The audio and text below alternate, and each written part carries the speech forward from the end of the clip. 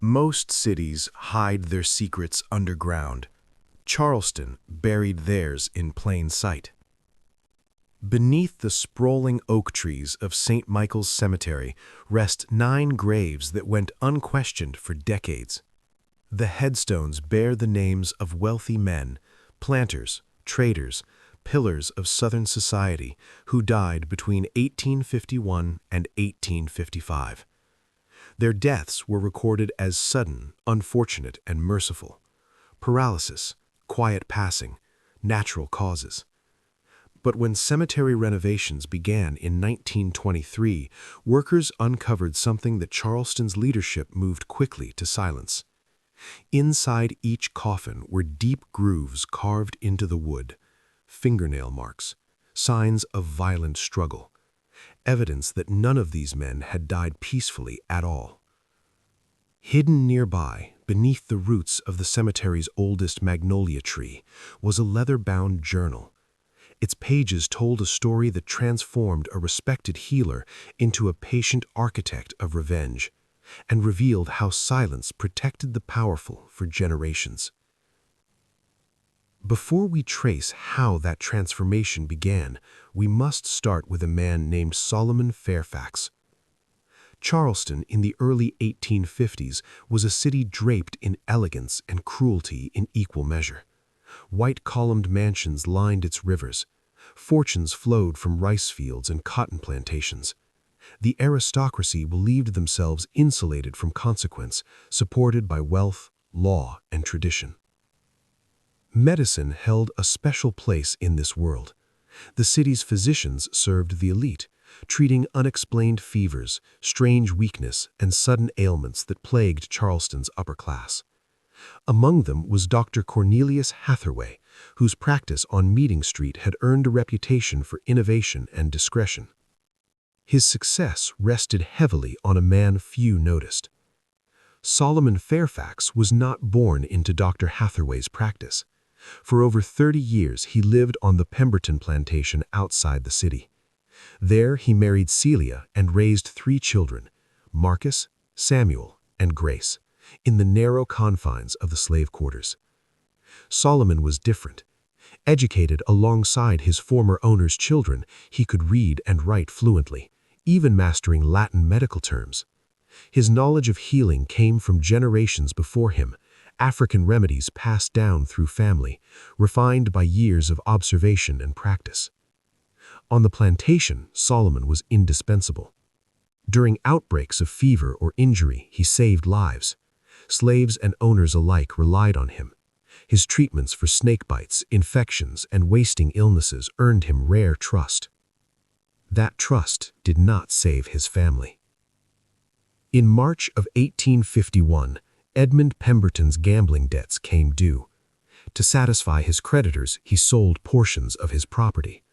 Among them were Solomon's wife and children. They would be separated and sent to different plantations, scattered without record or mercy. Solomon begged. He offered years of unpaid labor. He proposed working multiple plantations. He pleaded for time. Pemberton refused. The sale was scheduled for March 14th at the Charleston slave market. That morning, storm clouds gathered over the Ashley River. Solomon spent the night holding his family, memorizing their faces. Celia remained composed, preparing the children as best she could. Marcus, 8 years old, already curious and sharp-eyed. Samuel, 6, gentle and eager to learn his father's healing craft. Grace, only 4, clinging to her mother without understanding why. The wagon arrived at dawn. As they were loaded alongside other families, promises filled the air. Empty assurances meant only to dull pain. Halfway to Charleston, the road turned slick with rain. A wheel struck a rut. The wagon lurched. Celia fell. Her head struck a jagged stone. Blood pooled beneath her as she lay unconscious. Solomon strained against his shackles, screaming for help. The traders made a calculation. Celia was declared a loss. The wagon moved on. At the slave market, the nightmare deepened. Solomon watched his children sold one by one. Marcus to a rice plantation in alligator-filled swamps. Samuel to an upland cotton farm notorious for brutality. Grace vanished into a household in Savannah. Solomon showed no resistance. Inside, something broke cleanly and completely. Dr. Hathaway purchased Solomon that day, paying a premium for his medical skill. He saw a valuable assistant. He did not see the man who had just lost everything. That evening, in a small room above the practice, Solomon retrieved a journal he had kept hidden. By candlelight, he wrote words that would define the next 4 years. Today, I watched my wife and children burn, and I did nothing to stop it. If stories like this unsettle you, good. That means you're paying attention. Noctier, the storyteller, is where history whispers what it was never meant to say out loud. Buried crimes, forgotten truths, stories powerful enough to survive time and dark enough to be erased. If you're drawn to the shadows between fact and fear, subscribe now. Turn on notifications because these stories don't surface twice, and when they're gone, they're gone. And tell us in the comments, what part of history do you think was deliberately buried? Welcome to Noctier, the storyteller, where the past refuses to stay silent. Revenge does not announce itself. It learns to wait. In the months following the sale, Solomon Fairfax became invisible in the most dangerous way possible. He did exactly what was expected of him. He rose early, worked late, and spoke only when spoken to. To Dr. Hathaway, this obedience confirmed a comforting assumption that grief had broken Solomon into something manageable. Charleston rewarded silence. Dr. Hathaway's practice thrived. His patients were drawn from the city's most influential families, men whose wealth insulated them from consequence and whose reputations demanded discretion. Illness, especially unexplained illness, was handled quietly. Public weakness was unbecoming. Solomon learned quickly. He prepared tonics, sterilized instruments, and observed treatments without question. When summoned, he listened. When dismissed, he remembered. Hathaway soon realized that his assistant possessed an uncommon precision. Solomon anticipated needs before they were voiced, corrected dosages without arrogance, and noticed symptoms others ignored. Trust followed competence. Within weeks, Solomon was accompanying Hathaway on home visits. He moved freely through mansions lined with oil paintings and imported furniture. He passed beneath chandeliers that glowed brighter than any candlelight he had ever known. These homes were filled with laughter, music, and excess, everything his own family had been denied. He catalogued it all. Charleston's elite spoke freely around him. They discussed business deals, land disputes, and medical concerns as if Solomon were furniture. Some joked about the delicacy of their constitutions. Others dismissed illness as temporary inconvenience. Solomon listened. The first patient to fall ill was Elias Whitcomb, a shipping magnate known for his cruelty toward dock workers. He complained of numbness in his hands, then weakness in his legs. Dr. Hathaway diagnosed it a nervous disorder, prescribing rest and laudanum. The paralysis worsened. Within 3 days, Whitcomb could no longer stand. On the 5th day, he stopped breathing in his sleep. Charleston mourned politely. The death was recorded as sudden but natural. No one questioned it. Wealth demanded explanations that preserved dignity, not truth. Then another man fell ill. Thomas Greer, a rice planter with holdings along the Cooper River, reported sharp pain in his stomach and violent tremors. Solomon prepared the prescribed remedies under Hathaway's supervision. The symptoms escalated rapidly. Greer collapsed at dinner and never regained consciousness. Again, no investigation followed. Solomon noticed something else. In both cases, he had been alone with the patients moments before their decline. No one remarked on it. No one suspected it. The idea itself was unthinkable. He was enslaved. He was trusted. He was invisible. That realization changed everything. Solomon began a second journal, one hidden more carefully than the first. In it, he recorded dosages, symptoms, timelines. He refined methods learned from generations of healing knowledge, combining them with substances readily available in the practice. Nothing dramatic, nothing immediate. Each illness unfolded slowly, mimicking natural decline. Each death reinforced the city's confidence in its assumptions. Dr. Hathaway, unaware of the pattern forming beneath his roof, praised Solomon's diligence. He allowed him to handle patients independently for brief periods. He encouraged experimentation within safe boundaries. Solomon never exceeded them. Charleston's medical community spoke in hushed admiration of Hathaway's success. His mortality rates were praised as unfortunate but unavoidable. His discretion was celebrated. And still, men continued to fall ill. A banker, a plantation overseer, a city councilman. Always similar symptoms, always reasonable explanations, always quiet burials. Solomon felt no satisfaction, only focus. At night, he revisited memories of the slave market. He replayed the moment Grace disappeared into the crowd. He remembered Marcus being pulled away, reaching back with a look that asked a question Solomon could never answer. This was not rage, it was alignment. The city had rules, so did nature. Solomon simply learned how to move within them.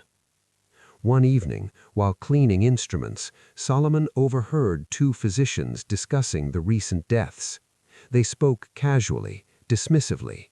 One joked that Charleston's men were too rich to survive their own excess. They laughed. In that moment, Solomon understood the depth of his protection. The truth did not need hiding. It was buried beneath arrogance. He was no longer reacting to loss. He was operating inside a system that refused to see him. The work continued. By the end of the year, whispers circulated. Some families sought physicians from out of town.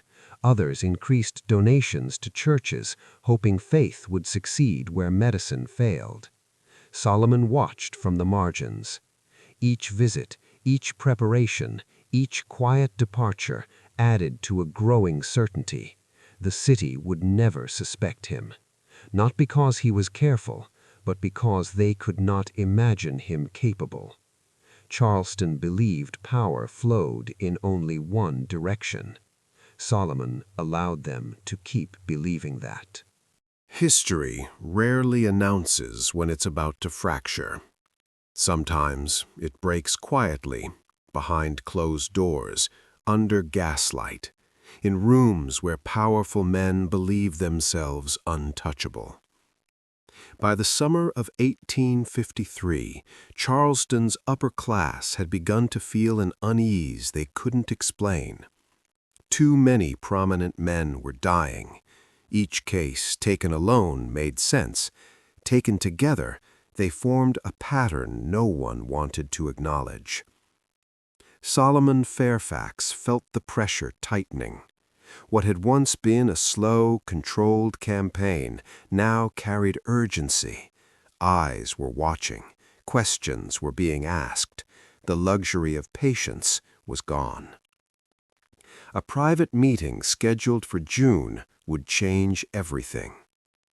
6 men, Financiers, traders, and legal enablers of the slave economy planned to gather after hours in a downtown office to finalize contracts tied directly to the human trade.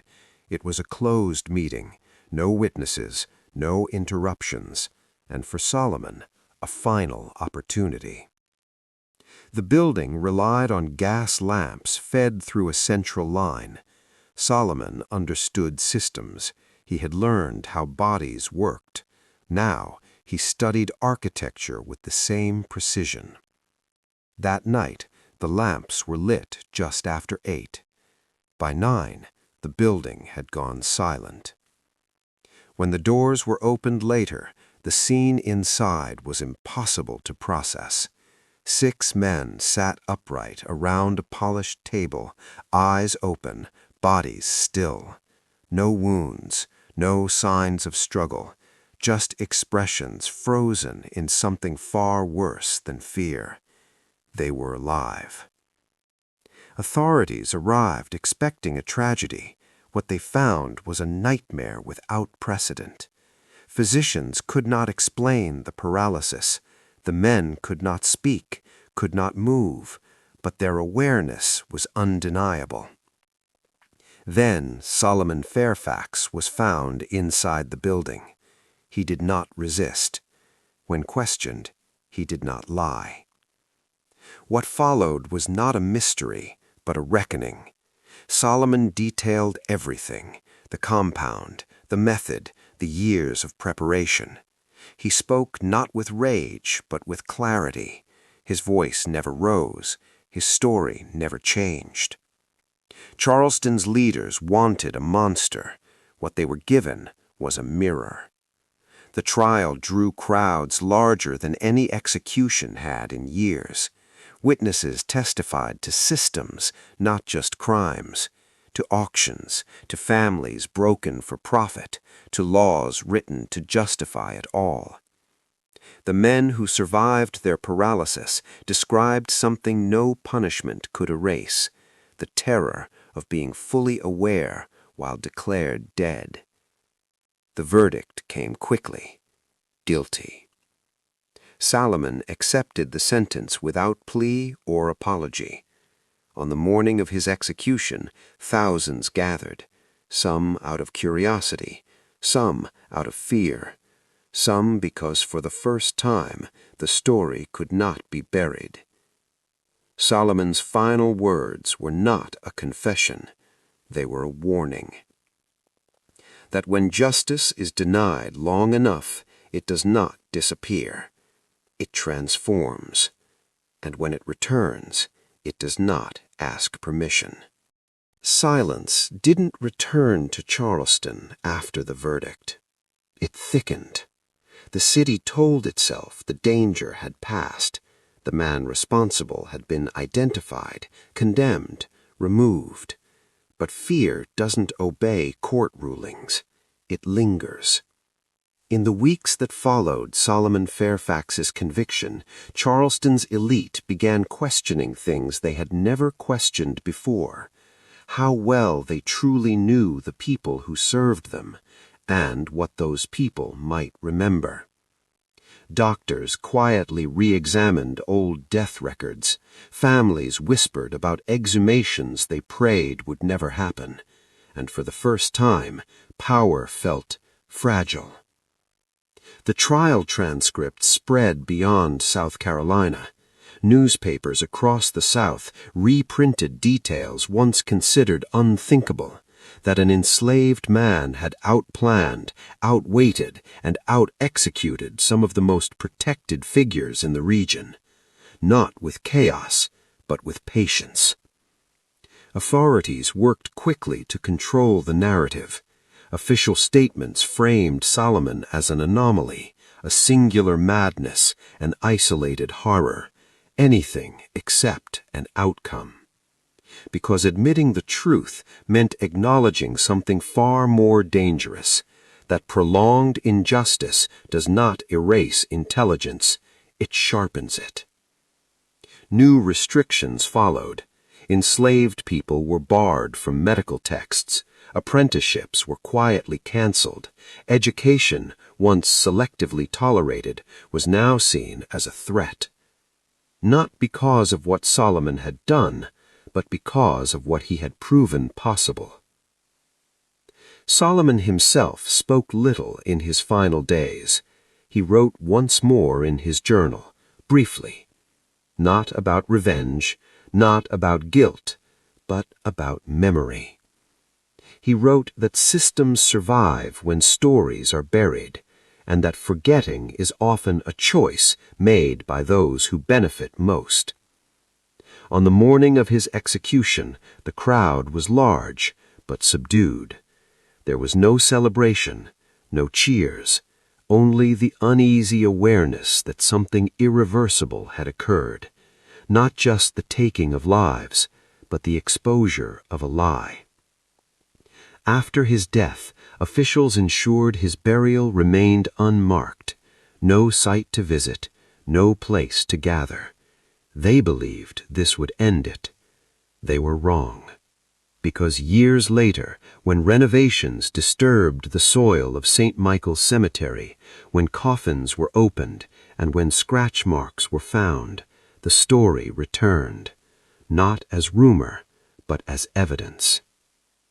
Solomon Fairfax did not dismantle the system that destroyed his family, but he disrupted its illusion of safety. And sometimes that is enough to change history's direction. Because once fear changes sides, silence never holds the same power again.